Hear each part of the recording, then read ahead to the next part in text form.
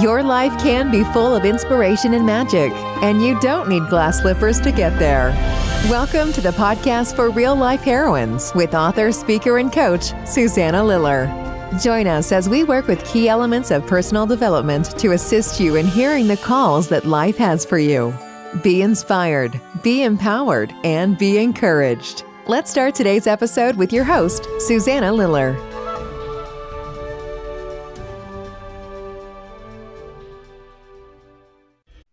Hi, everyone. I would like to welcome you to this episode of my podcast, the podcast for real life heroines, where I get to interview women who have been on the heroine's journey, who have answered a call that is bigger than they are, that calls them to a wider arena. And in answering that call, they become bigger, they evolve, and they grow. And that's what the heroine's journey is all about. Answering the call, leaving your comfort zone, bravery and courage is involved. And you're really going to see that. Oh my gosh, you're going to see it in this episode today. You're going to hear it or see it, depending on how you're listening, with Catherine Ann Wilson. And Catherine Ann, welcome. I'm so pleased to have you here with me.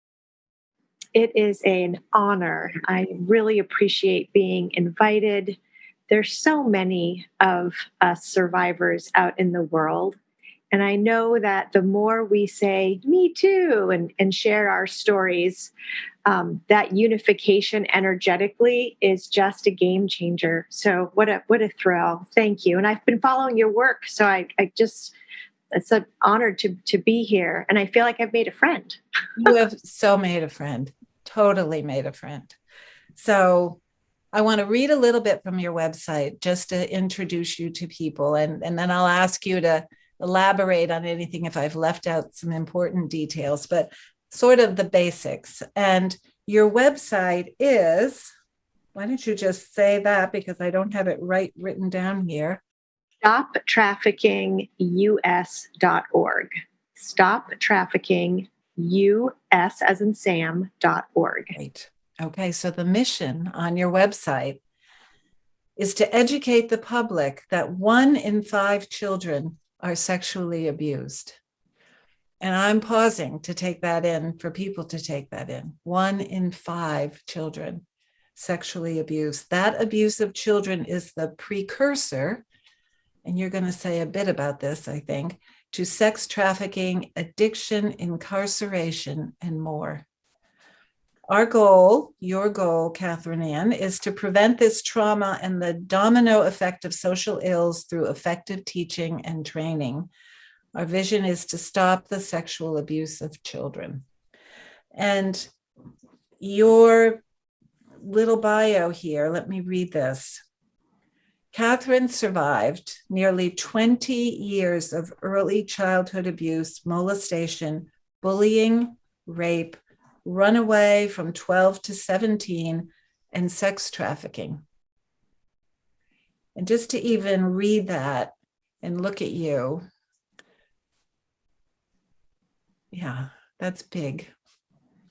Then 20 years of what Catherine calls surviving the surviving. So the PTSD and all of it.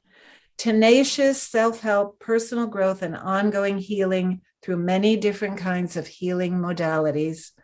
Now nearly 20 years of a life that Catherine says has been beyond her wildest dreams. Mm-hmm. So people might find that hard to believe. Yeah. Several years ago, Catherine started the 501c3 nonprofit Stop Trafficking US. This was born out of an inner calling. So right there on your website, you're talking about your calling, an inner calling to do everything she could to prevent other children from going through what she did, also to offer help to victims that they too can heal and thrive. Over the last 6 years, she has done exactly that. A highly respected visionary, creating effective, efficient ways of educating individuals, families, communities, and states. So both of us live in Maine, and you said to me, and it's on the website, that one of the biggest questions you get asked is child sexual assault really, and sex trafficking really happening in the state of Maine? And how do you answer people when they ask you that? I ask them if there are human beings living here. Because wherever human beings are, drugs are being sold. Wherever human beings are, children are being sold. It's just everywhere in the world. Wherever there are human beings, there is the inclination to be heterosexual, to be bisexual, to be homosexual, to be asexual, to be sexually attracted to children. And it could be young children, it could be pre-adolescent children, it could be just young boys or just young girls or boys and girls. 95% of the population are not sexually attracted to children, but the 5% who are leave a wake of devastation that is just maddening. The average amount of sexual assaults, I will use the word offender and predator sort of back and forth, really depends on who you're talking to. Some people in the world or realm of sex trafficking and child sexual abuse prevention don't like the word predator. They prefer offender. So I might go back and forth, so that just so you know. But the average number of assaults of an offender would be around 150. So 150 for each offender of that 5%. 1 in 4 girls, 1 in 6 boys equates to 1 in 5 children. Some people are blown away by that. Remember Huffington Post maybe 4 years ago saying that child sexual abuse was a pandemic. And I would agree. And there are people who say, no, it's 1 in 10 children. And other people say, no, it's half of it's 1 in 2. And I say, if there's 1, it is too many. But the general consensus is everybody feels, in my world, feels safe saying 1 in 5 children. So if you can imagine wherever there's a bunch of children on the playground or a particular camp or summer camp or event, and you look around at the children and you say, oh my gosh, I can't even. Now, yes, it's true. Sometimes it is, there's higher level of, there's more abuse to children of color. There is more abuse of children who are in the system, meaning children who are in the foster care or somehow the state is involved with that child's life. It is higher in those cases. But the truth is, every child is susceptible, regardless of the fanciest family or the poorest family. It really doesn't matter. What matters is access of that offender or predator to get at that child to offend. And I think that, well, 2 things. One thing, I just want to recognize that there are probably people listening that have had this happen to them. And I know that you have sensitivity to that. And you have said that you're happy to share your story. Sometimes it's hard to hear the details.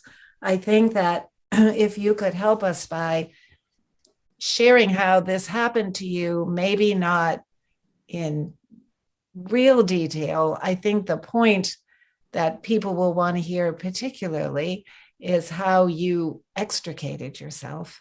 So sort of to lay out, how did you, from a good home, end up being trafficked in the end? Yeah. So what I would say is, in order for an offender to offend, right? In order for a child to be sexually abused, 3 things need to happen. The first one is you need to have someone male, female, regardless of age, regardless of color, regardless of financial status, regardless of anything, except for one thing. That person needs to be sexually driven for a child. So they need to have the inclination to abuse. And there's a lot of research on this, and I'm going to simplify it because I need things to be simple. So usually the person who has this inclination is someone who has been sexually abused themselves, and they're passing it down. This is where many times where children, older children, are sexually abusing younger children because they are being or have been sexually abused. Sometimes it is just a grown-up who is turned on by kids. And people are indeed, in fact, born with a sexual inclination for children. Like, how come some people like tall blondes, or they like short, dark hair, or short? It is a preference. It's just a preference. And these individuals have a preference for children. All right. Second thing, they need a vulnerable child. Yes, there are greater vulnerabilities if they're in the system, if they're in a single parent situation, fill in the blanks, right? And again, I will say all human beings on this planet are vulnerable. Period. And I have had people argue with me on this point and say, hey, this is a man, this is a proud dad. This was in Maine, in Lincolnville, when the governor had the governor's summit on human trafficking. And I was getting ready for a bodybuilding competition, and I was hitting the gym instead of having breakfast with people. And the manager of the gym was saying, what are all these people doing here? And I said, well, this is a summit on human trafficking. And it was only me in there. So he felt open and comfortable. And he was like, there's no way that happened to my 12-year-old daughter. She's a tomboy. She's tough. She plays sports, and she's bulletproof. In his mind, his daughter was safe and did not need any sort of protection or education because, she loves her dad, him, and it would never happen. And usually I'm kinder than I was in the moment. But in the moment, I said, so there's a huge hill, to the resort. And I said, you mean to tell me if a predator took your daughter aside and said, your dad drives that blue GMC pickup that he always parks by the front door, that if you don't do a sexual thing with me, that I'm going to cut his brakes, he will die as he's going down the hill, unless you do this. I was a little more graphic than that, but you get the idea. And his jaw just fell open. And I'm like, under the right circumstances, and these offenders, they know about jail time. They know this is illegal. They are typically organized. They actually send scouts if somebody's being prosecuted for child abuse or child pornography or any of these things. They actually send scouts into the courtrooms to find out what the laws are being used, what works, what doesn't, and they share the information. They've got this down. They know what's at risk. They will either use love or something about love or fear to coerce that child. So the dad was sort of set back, and I'm glad. I had another woman tell me, oh, thank you, Catherine. You've taught me so much. And because of you, we have told our 5-year-old that if something doesn't feel good, to come and tell mom and dad. And I said, that's great, Lisa, but what if it does feel good? Can't even tell you how many men have disclosed to me that when they were in scouts or they were in some sort of club for little boys, that a camp counselor or someone did something to them sexually and they had a sexual response. They had an orgasm.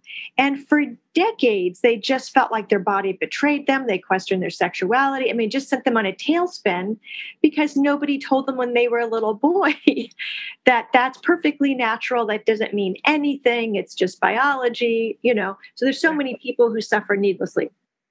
So those are the three things. Somebody who has the inclination, a vulnerable child, and then the thing that really is the thing where we have so much power. We could stop so much harm with just this one thing, and that is access of a grown-up or someone who has the sexual inclination to a child. Like, we have so much power, and the Boy Scouts have done a great job, understandably so, with their training. You can't text, and Sunday school teachers, you can't text one child. A grown-up can't have this relationship one-on-one. There has to be a second person there. There's no sleepovers with just, a priest and, that none of that happens anymore.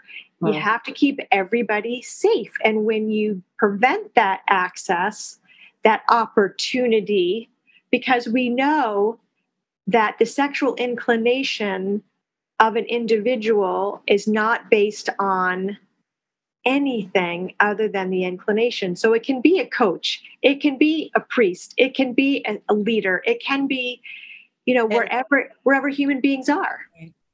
So how did this unfold for you? For me, it was an administrator in my school. So my mom and dad were happily married, very much in love. And I was the firstborn child in the family. So I was just warmly welcomed and wanted and received with love. And then my little brother was born shortly after I was, and he was very, very sick. I'm 57. So, 50 years ago, a long time ago, the medicine for asthma was not as superior as what we have today. My brother's first 10 Christmases were spent in the ICU unit in an oxygen tent. They would come and tell my mom and dad, he's not going to make it through the night. He did, but boy, early on, the medicines would have him hallucinate. He was just a very sick little boy. Right. And what a great opportunity. That's why I told you there's three things. So the school administrators knew what was going on. They knew that, my brother was really sick. Everybody knew. And the school administrator would come and take me out of class in first grade and bring me into his office and sexually abuse me. I was his special little girl back before, that was a red flag title. And after that, as is common when a child is sexually abused, I akin it to blood in the ocean with a school of sharks. There is just something that happens, and actually Harvard has studied that. I don't know if they come up with the answer, but how come? Is it a pheromone? Is it the way the child behaves? They did 2 women who had been raped. One woman had been raped, one woman hadn't. The odds of the woman who had been raped to be raped again if she was jogging Central Park was significantly higher than someone who had never been raped before. So for me and many others, the domino began. Even though I was in a middle income family, even though my mom and dad loved each other, there was that opportunity for access that looked legit to the outside people looking in. Well, the administrator, of course, the family and, all that. And then it was the babysitter. And then it was an uncle and an aunt and a friend of the family. And it was sort of, from a child's perspective, it was just something that happened to me a lot. And it was just the way it was. And now I'm behaving differently in school. And I have chickens here in Maine. And if I have a new baby chicken, Betty, and the other chickens don't like Betty. And they try to kill her every chance they get because she's different, I know that's the whole pecking order. It's the whole, and it's not pretty. Right. Right. I just like, please. And it triggers my elementary school years, and I'm like, I'll protect you, Betty. So Betty's been in the house, like I have a house chicken anyway. So for me, I was being, bullied. And for me, bullying, and you had talked about some of this stuff in the beginning for me, and it's true, like all the awful things that have happened to me. And I'll tell you, bullying was right there, man. That bullying was awful. And I was bullied horribly at school and became promiscuous as I got in junior high. The boys were nice to me. The girls, weren't. They were awful. And the boys were only nice to me for a moment, that sexual moment. And they weren't nice to me the rest of the time. So I started running away. And I ran away from 12 to 17 years old. At first it was, a couple of days. And I would go to a family. I wouldn't say any of the kids in school were my friend, for the reason I just said, Right. but they would say, you can come and live here, whatever. And when a child goes into a home and that home doesn't call your parents or the authorities, it's usually because you've just been thrown out of the frying pan into the fire. Jeez. And now it's a big brother, an uncle that's living with them, a stepdad or a dad who's waking me up in the middle of the night with a hand over my mouth, dragging me out of where I was sleeping, off of the couch, off of the guest bed or whatever, into a hallway or bathroom, utility room. And who am I going to tell? I'm a runaway, I bet there's people listening thinking, well, how come she didn't tell anybody? Why didn't she go to her parents? Why? And so why? Well, I didn't go to them about the school guy, but I did go to them for a babysitter, and that babysitter just stopped being my babysitter. Yeah. And then the other people, this is in the 70s, and there's family dynamics, right? So in the 70s, it was uncool to be a homemaker. So there was a lot of pressure for my mom to go to work.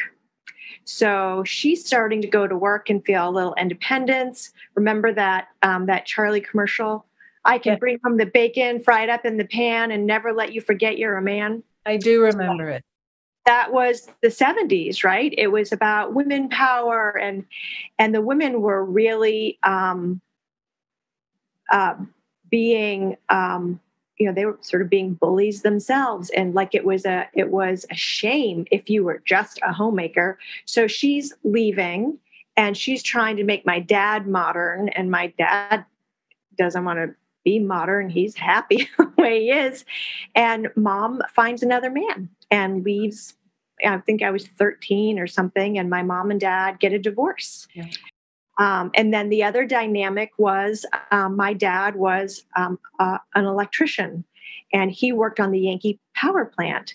And from what I was told, there was a radiation leak. Dad had some radiation on him. And back then, they had him use a special kind of soap, take a shower, put his clothes in a bag, and they told him to go home and wash his contaminated clothes in hot water and he'd be fine.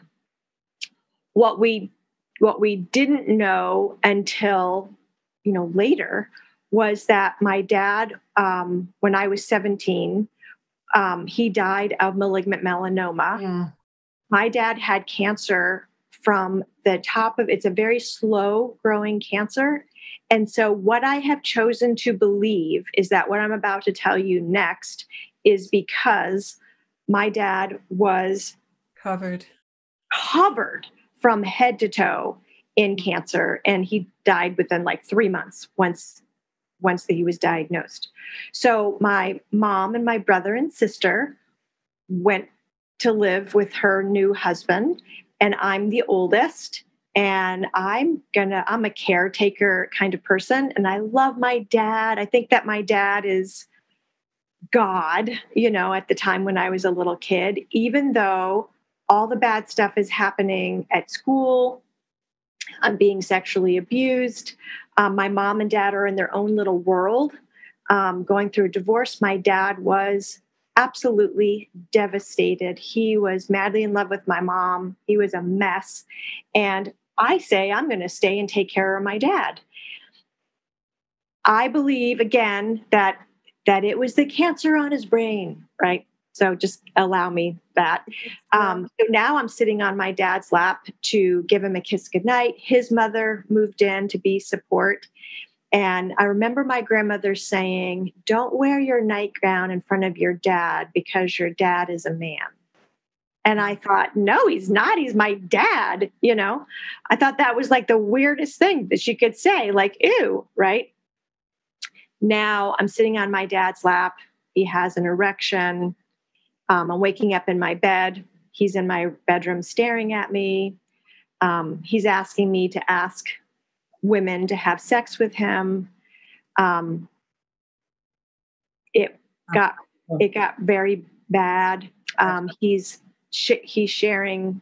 I'm like laying on the shag carpet watching Mutual of Omaha's Wild Kingdom or something, like a kid does, on the couch, on the floor. And he gives me a magazine, and it's the Forum pornography, and it's a story about it's okay to have sex with your dad. Oh gosh. And so I know that I'm not safe at home. So I'm not safe at school. I'm not safe around my peers. Men only like me for a minute. And now I'm not safe at my home. So now when I run away, I don't go to stay with people.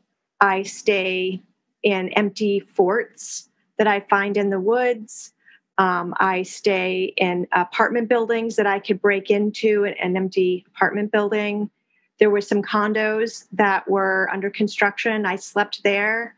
I was arrested for shoplifting a towel at the Dillard's department store because I wanted to take a bath.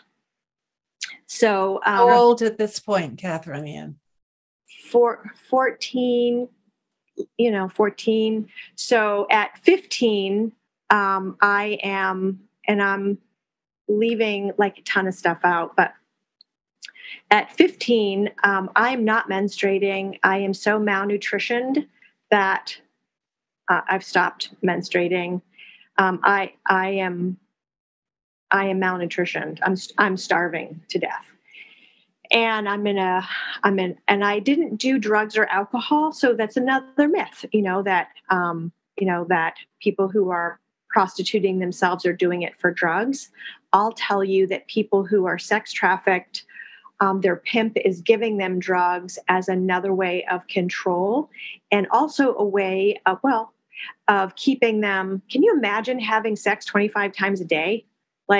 Even if you totally love the person, I mean, really, no, never mind a stranger who's disgusting. They could have bad breath. They could have bad body odor. They could be rough. They could be mean. They could be whatever. I remember being prostituted. I was trafficked to a fancy hotel. I don't want to say their name in Portland, but it was a fancy hotel in Portland. And other girls were supposed to be there. There were 5 hunters, and the other girls didn't show up. And the 5 guys didn't care that it was just me. And I was 16. I'm 5 feet now. So you imagine just a short little 16-year-old they're tossing around. And one guy liked to bite, and the other guys had to use through my skin, and the other guys had to make him stop biting me through. So I understand why drugs or alcohol would help somebody be able to do that. My constitution, just even today, I I can't do Tylenol or Novocaine, or if I could have numbed out at the time, I certainly would have, but I didn't. I remember every awful thing that was ever done to me. So I'm 15, 16 years old, and I'm in this bad place in Biddeford, Maine on Pike Street, like this awful place, in this apartment with a drug dealer. And he's doing just awful, very bad, painful things to me. And there's a couple of girls, and I was in a basement apartment, and there was a couple of girls in the second floor. And from my perspective, they were superstars. I mean, in my mind, they have their own apartment, they have food, they have clothes, they looked happy, they had each other to talk to, they weren't being held prisoner. And so, I would talk to them, and they fed me macaroni and cheese with peas and tuna fish in it.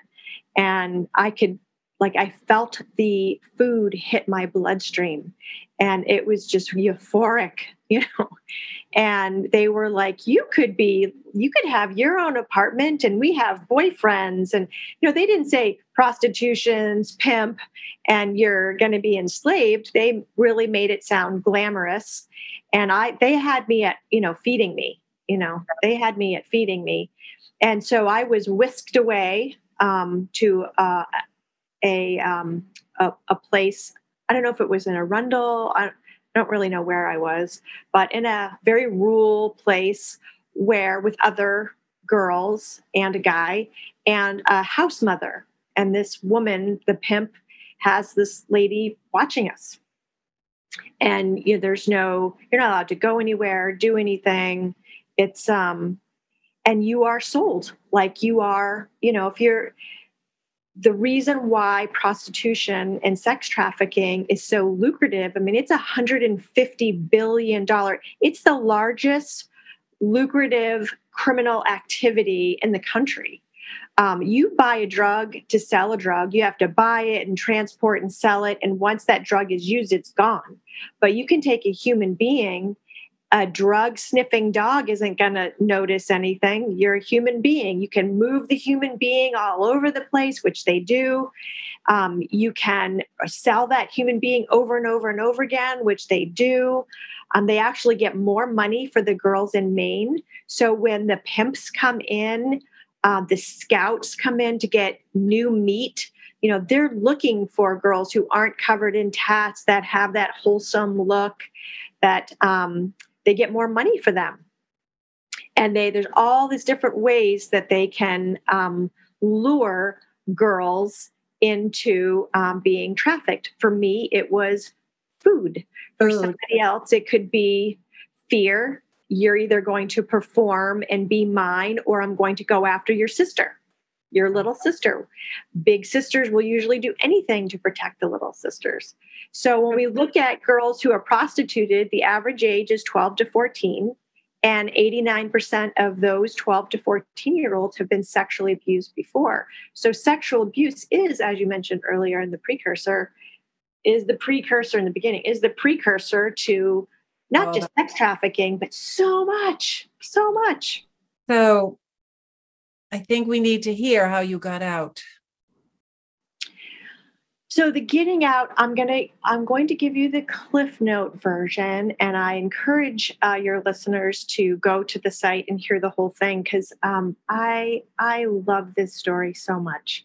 Just, sometimes in life, regardless of what's happened in your life, you can look back, and they call it connecting the dots, where you look back and you go, wow, at the time I'm so sorry that I didn't get that job, or I wasn't accepted into that college, or I didn't, I didn't whatever with that guy or whatever.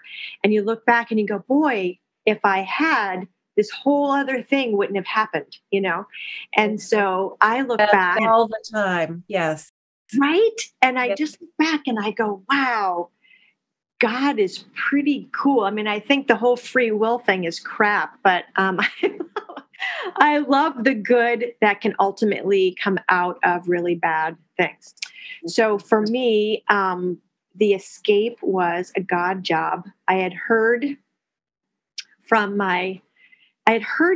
I don't know if it was the pimp or if it was, I don't know, the house mother or somebody. They were talking about somebody down the street. Where they kept me was very rural. It was like a country mile before the next home. And we, we didn't talk to the neighbors, and I wasn't allowed out of the front door unless I was getting into the car to be sold somewhere. In the backyard was a bunch of just land property. And so I vaguely remember them talking about somebody who had recently gone to AA or something. And it stuck in my mind only because my dad's best friend at the time, my whole life, he was in AA. And he would tell me when things were bad at home, he'd pull me aside and he'd say, the AA program can help anybody. It doesn't matter that you don't drink. The steps can help you, and so he was trying to talk to me. And so when they were talking about AA, that just sort of was in my brain. Mm-hmm. So lots of bad things had happened, and I had been choked to unconsciousness. I had been beaten. I had been brutally raped, just awful, tied down, the most horrible things. There was a warrant for my arrest because back then they didn't have missing person. Like they have like the Amber Alert and stuff now. They didn't have that then. So there was a warrant. If you see this person, we want her. And my pimp had brought me to the Biddeford police station, walked me in. I went to the sergeant or whoever, and he was a bad guy. And okay, you're all right. I can say that I talked to you. And then my pimp walked me out. Yeah. So I am not safe. I want to die. And seriously, like I really wanted out. If there would have been a button I could have pushed, there would have been no hesitation. Just really like, I'm done with this planet and human beings. Human beings are bad. I want to go away. And so I went out in the back and with the trees and I said, okay, God, if you're real, I just sort of spoke out loud and said, I don't know if you're real. I don't know if hell is real. And if I commit suicide, do I go someplace worse than what I'm experiencing now? Because that would suck. Yeah.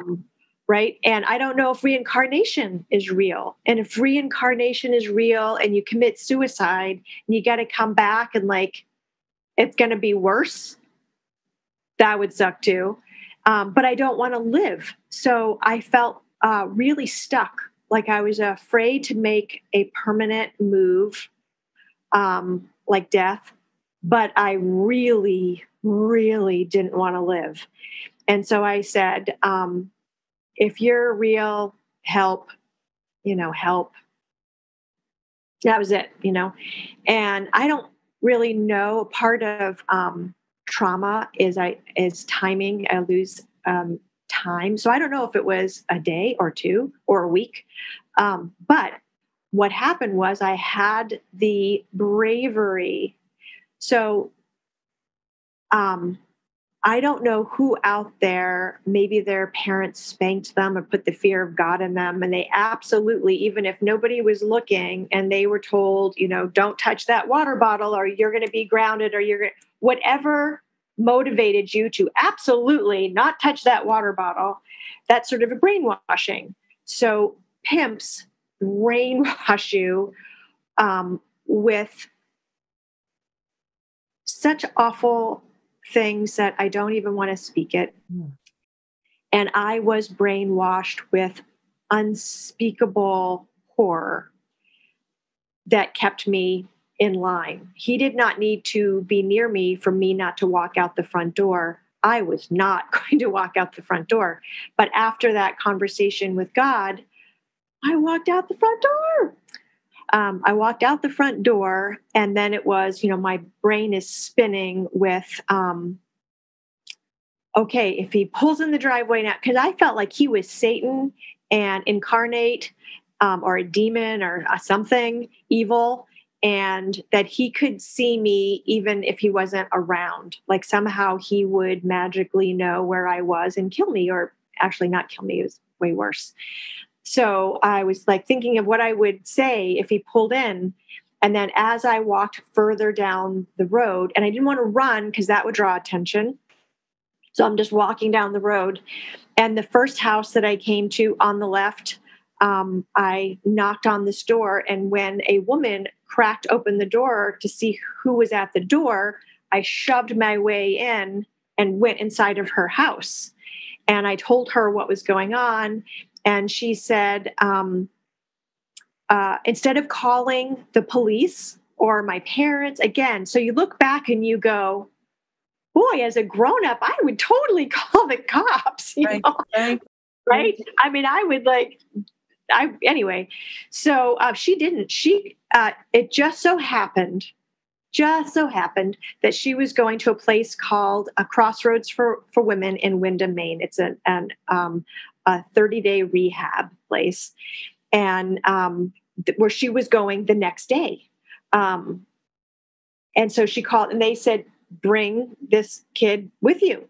It was for 18-year-old women who were alcoholics. I wasn't 18. I wasn't alcoholic. But I went, and that night I laid underneath her guest bed, terrified. And then the next day, her husband parked the car sort of wampus or sideways, and I got on the floorboard of the back seat and went to Windham that way. And I did find out later on that the pimp did go out looking for me, and somebody was shot. And it was, I was merchandise. I was an ATM, and he wanted his ATM back. Mm-hmm. So I went to Crossroads for Women, and they accepted me. And not only did they let me stay the 30 days, they let me stay 90 days, which was just crazy that they did that. But it was a life-saving moment for me. And then the next life-saving moment was my dad calling. There's a place called Day One for Kids in Maine. It's a 1-year program. Your first 30 days, I think. Is that right? Your first 30 days, you're not allowed to go anywhere by yourself. You can't check the mail. You are attended. And again, I'm giving the Cliff Note version. And the kids have to vote if you get to live there or not. And so the kids were like, well, we'd like you to stay here, but we're afraid you're going to have sex with everybody. And I was like, how about if, you don't rape, sell, or torture me, and we'll get along fine. So they said yes. And the next day, I was supposed to check in for the 30-day no contact, and then I'm there for a year. And that evening, and I didn't tell my parents, I didn't tell anybody where I was. I did let people know that I was safe, but that was it. And my dad called and said, I love you. I need you. Please come home. Mm-hmm. And he had said that before, and I knew how he needed me, and I wasn't in any hurry to go home. But something inside me, like an emergency broadcast system feeling, like, emergency, you have to go home to your dad. You must go home to your dad right now. Just this inner thing. And I went to the night nurse and I said, I don't know what is happening, but I need, and my dad's in West Palm Beach, Florida, and I'm in Windham, Maine with no money and a pimp out there somewhere. And so she called staff, and the staff said, don't stop her. Don't help her. And it was the right people just came together, and somebody gave me a ride, and somebody got me to Massachusetts, and my grandmother got me on a plane, and I got to be with my dad. And when I arrived in West Palm Beach the next morning over breakfast, I see my dad's forearm, and it looks like somebody stuck a half of a hard-boiled egg right above his wrist under the skin. And I said, Dad, what is that? And he said, it's cancer. And I said, have you been to a doctor? And he said, no. My dad died 3 months later. Wow. With me by his side. And one of the single most important moments of my life to this day was being with my dad the hours before my dad died. And when he died, there was a spiritual event that happened that became my spiritual mooring that kept me on the planet for the rest of my life. And I would not be here and I would not be who I am if it wasn't for that spiritual awakening with my dad as he died. Well, what a road to get there. What a road to get to that place. So, Catherine Ann, there's so much more to your story that I want you to be able to tell to people. And particularly when you, after the 20 years of you recovering, you were, recovering from the first 20 years and all the work you did to get to where you needed to be emotionally, physically, everything. And the wonderful job you had, the 6 figures job. I mean, you were successful in the world of work. And so then you began to look for volunteering opportunities. How could you give back? And you went to the jail. And can you just share what happened there? Absolutely. Your first 20 years is enduring the abuse. And then the next 20 years, as I mentioned, I couldn't tolerate drugs or alcohol on the street, nor could I tolerate antidepressants, anti-anxiety medication. And I had acute post-traumatic stress disorder. So the 20 years after the first 20 years was really about healing. And we hear about healing and the healing journey and all that. And I will tell you that healing works. It takes a ton of time, and nobody tells you that. It just takes a ton of time. It just takes a ton of time. And, it had been 12 years since my last panic attack without any medication. It's meditation and healthy living and all this stuff. And then jobs, going from one job to the next job and just learning skills. I never went to high school. So it was following my heart and doing what you have to do. One of my jobs was cleaning houses. Another job was cleaning up poop in people's backyard. Another one was taking care of old people. Another one, just whatever I could do. And then taking classes and getting certifications and growing. And somebody gave me an opportunity. I was trying to get into the ministerial program. I did 2 years of the prerequisites. I'm doing hospice care as a nursing assistant. And then I just met somebody who was in sales and he owned the company. And he's like, I want to give you a shot. And the other owner said, she's white trash. I'm a commission. I'm not going to pay her anything. We're just going to give her commission. Next thing you know, I'm like the top producing salesperson in the country. Just crazy. And I made, $12,000 a month. And I bought a house in Maine on a little lake. And it took me like 4 years to believe that I actually owned it. Just like walking in going, is this real? Am I going to wake up from this dream? It was so many vision boards and meditations of what I wanted my life to be and healing. Oh my gosh, all the different ways of healing. And it works when you work it. And then I'm, 47 years old and I want to be able to give back. I'd always given back, like feeding the homeless or, whatever. But my doctor, Marcel Pickett at the time, had said at Women to Women, said, I heard that, we have a jail in Maine for kids. And that was not my thing. There's no way I would have gone to jail or done anything with kids. I mean, I didn't get to be a kid. I'm so glad I have raised 2 successful children, but that was like so hard, that was not my choice, but I felt like sometimes when things cross our path, it is to teach us something, even if it's to teach us no, even if it's to teach us boundaries, even if it's to get clear on what we don't want. There are still, if something crosses my path, I believe it is a divine meeting and there's a gift in there for me. So I decided to go.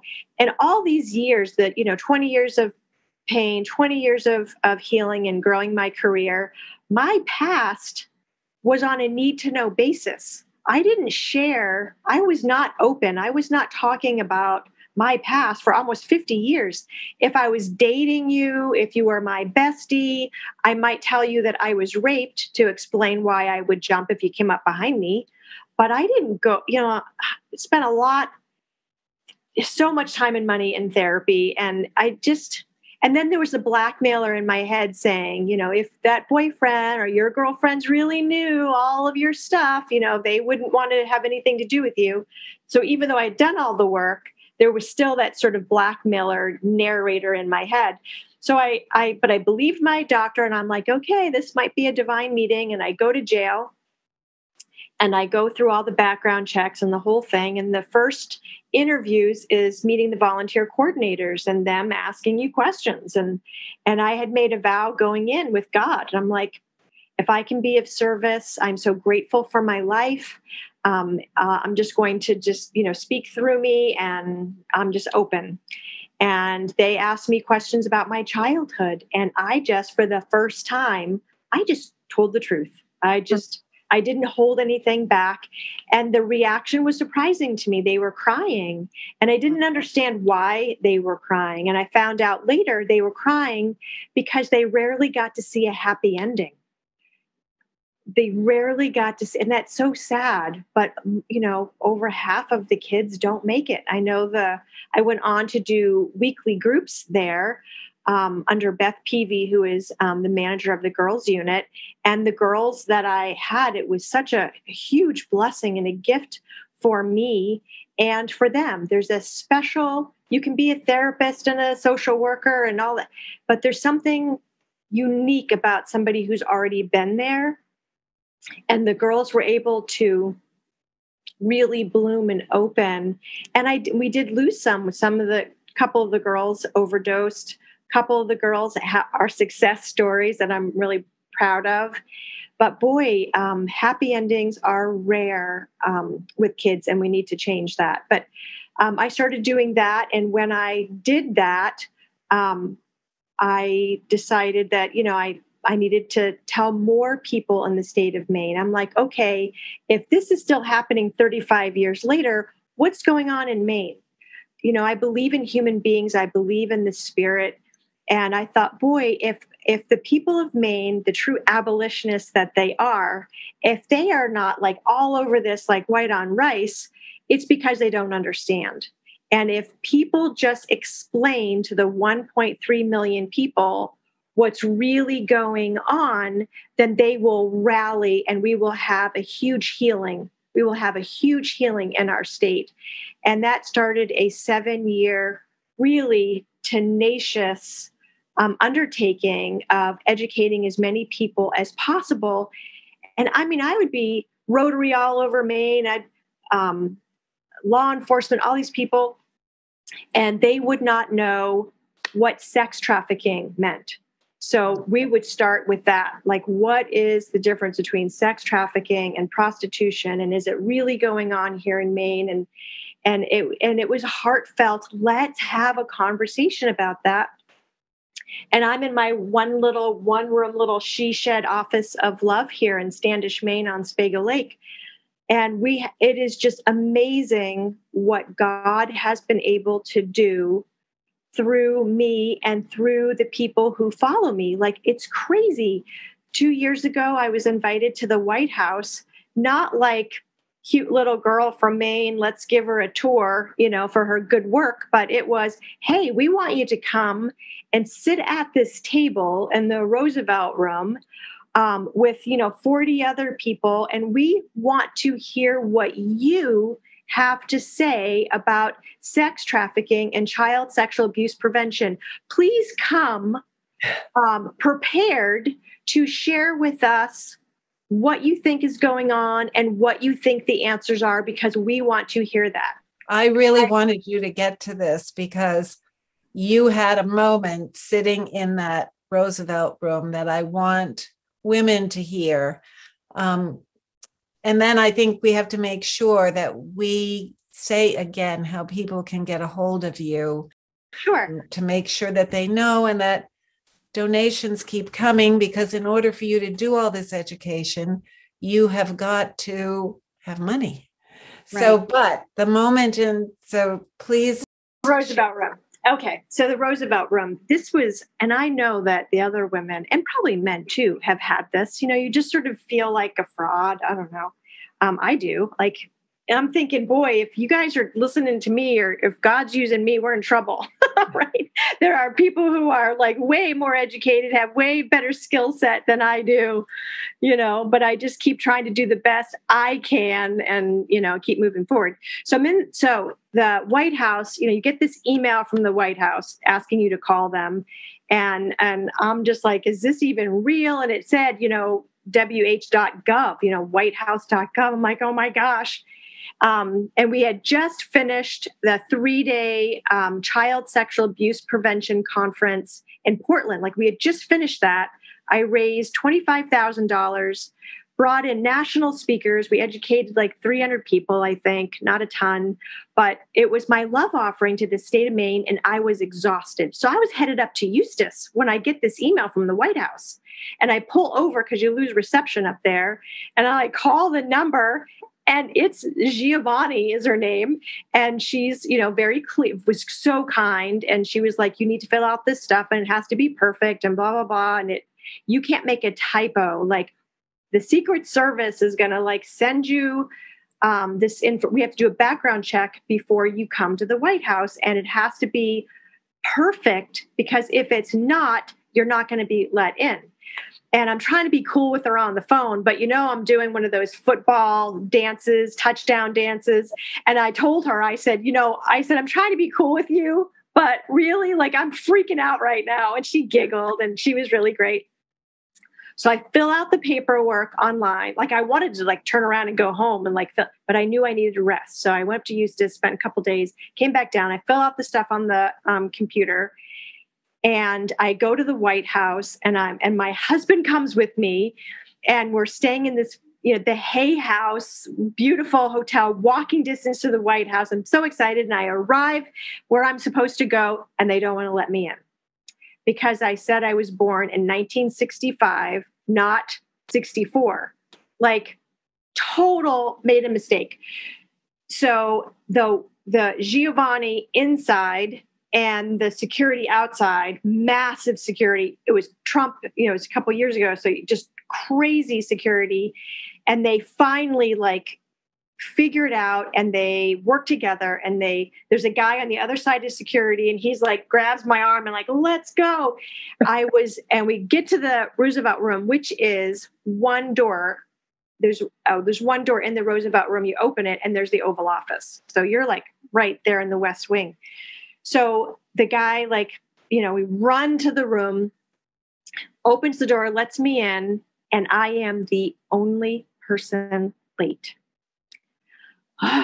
And the old me would have said, you don't deserve to speak.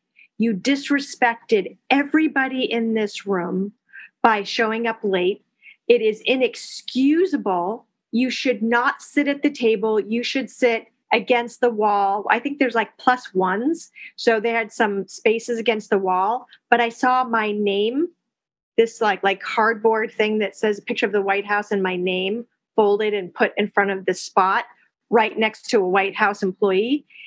And I'm okay, I need to sit where they gave me a place to sit. So I sat, and the old me would have said, fine, okay, you sit here. You don't deserve to sit here, but okay, you sit there.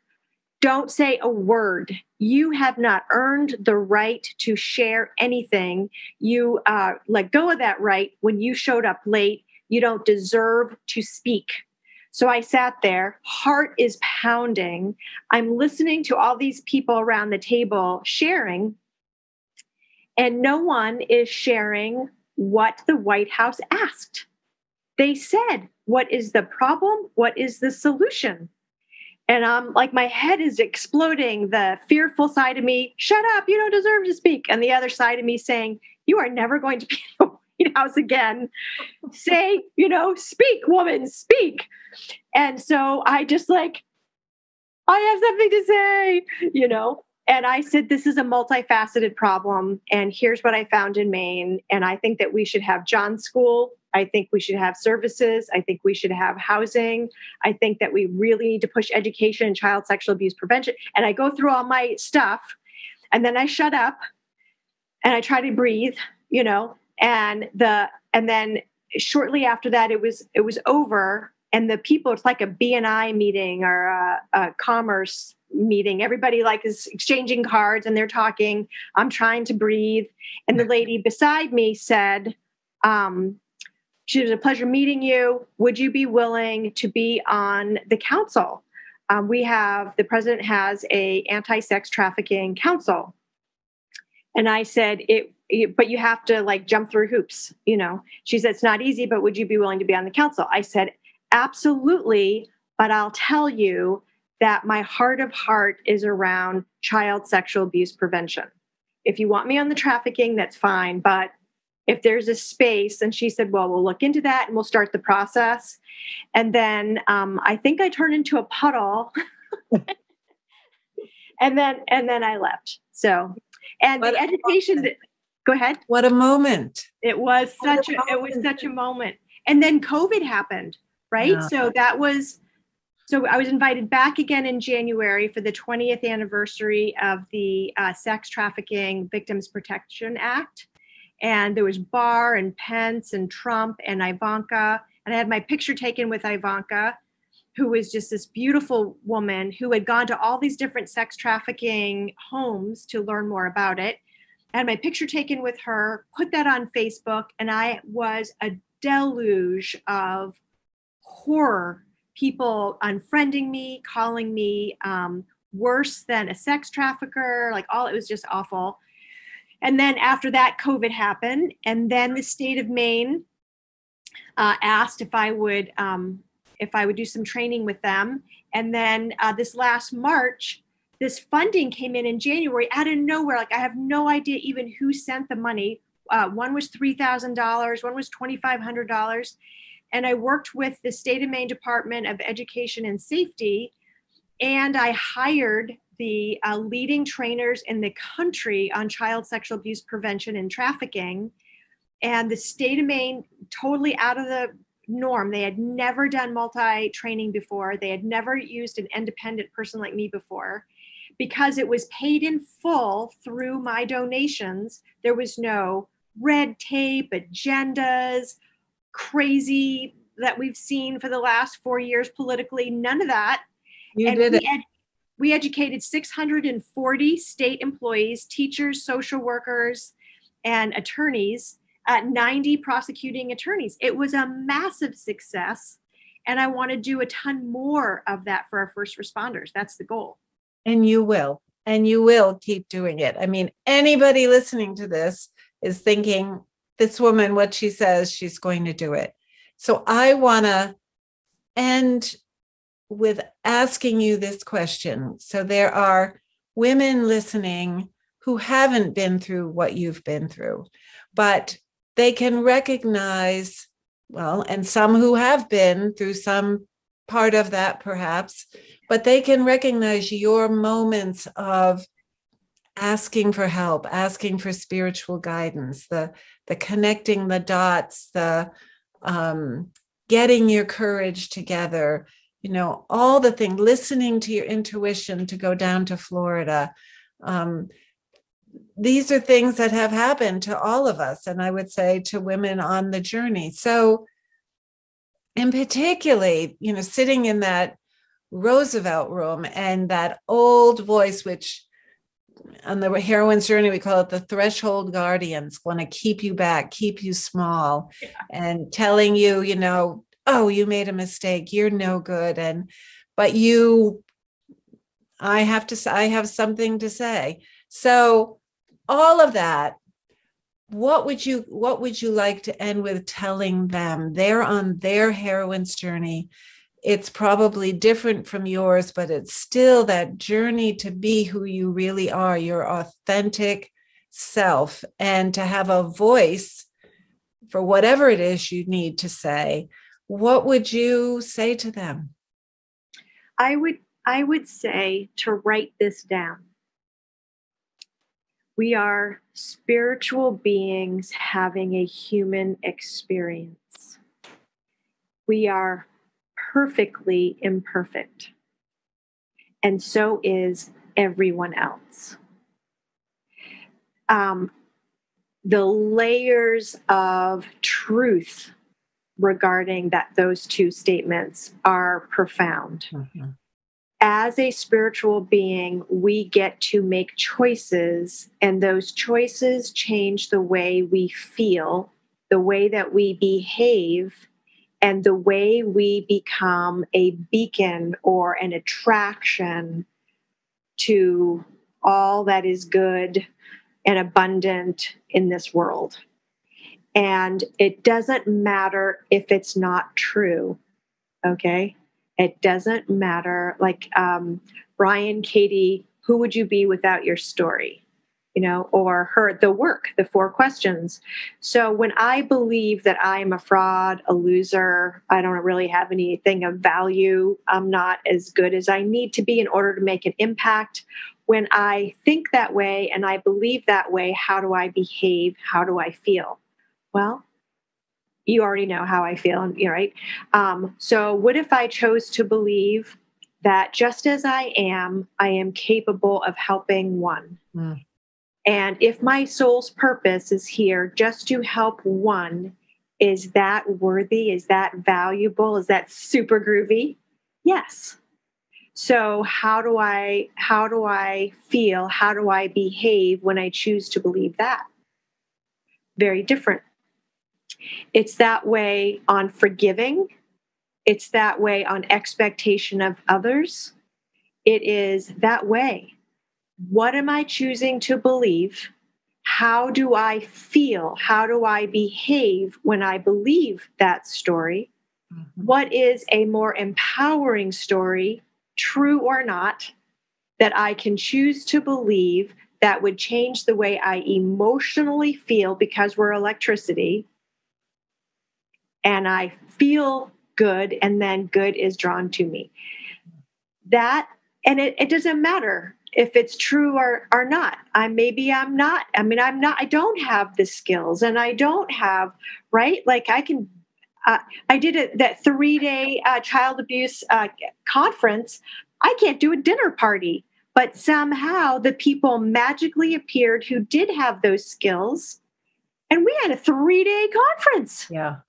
Somehow the money came. Like, I don't even know where the money came. The money didn't come before last January, but the money came in January for a conference that I didn't even know was possible, a virtual training for the entire state of Maine in March. And because of COVID, because you had it virtually, you probably got a lot more people there and educating more because it was virtual. Totally.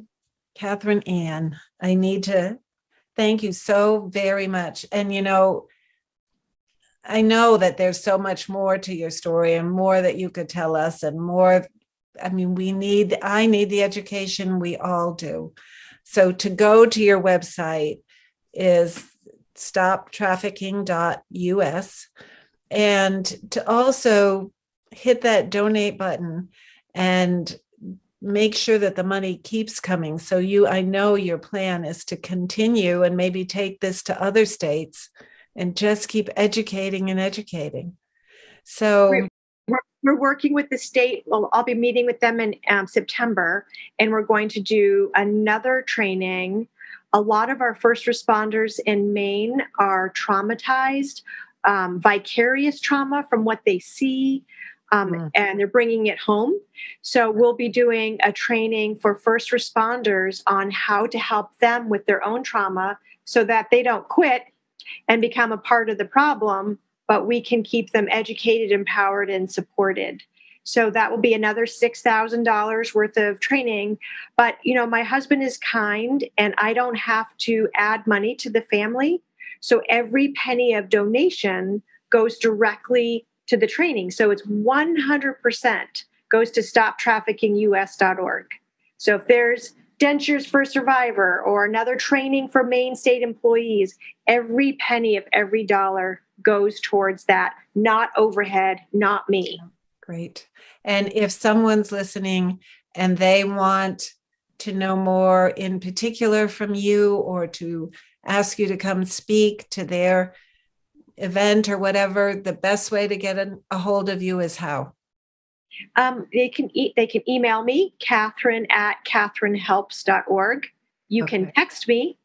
They can text me at 207-752-4226. You can get on my website, however you want to, whatever you're comfortable with reaching out. We are working on, got a team now working on on the website, a course on sex trafficking in Maine.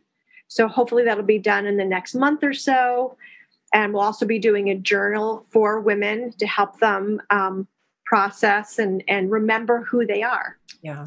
So working on all these different little things to be a good citizen of Maine. Yeah. Well, you are a good citizen of Maine and a good citizen for the heroines on the heroine's journey. So I thank you from the bottom of my heart for being here with me today and sharing this not easy story to tell, I'm sure.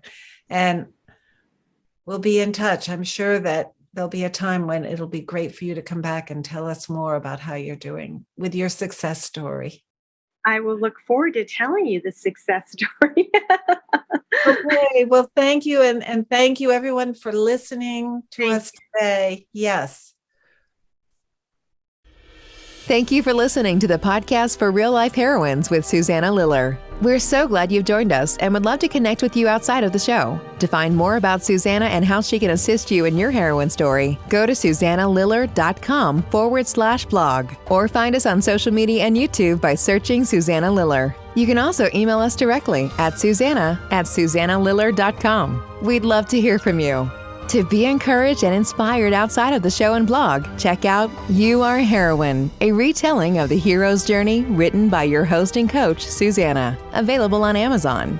Until the next time, be well, heroine.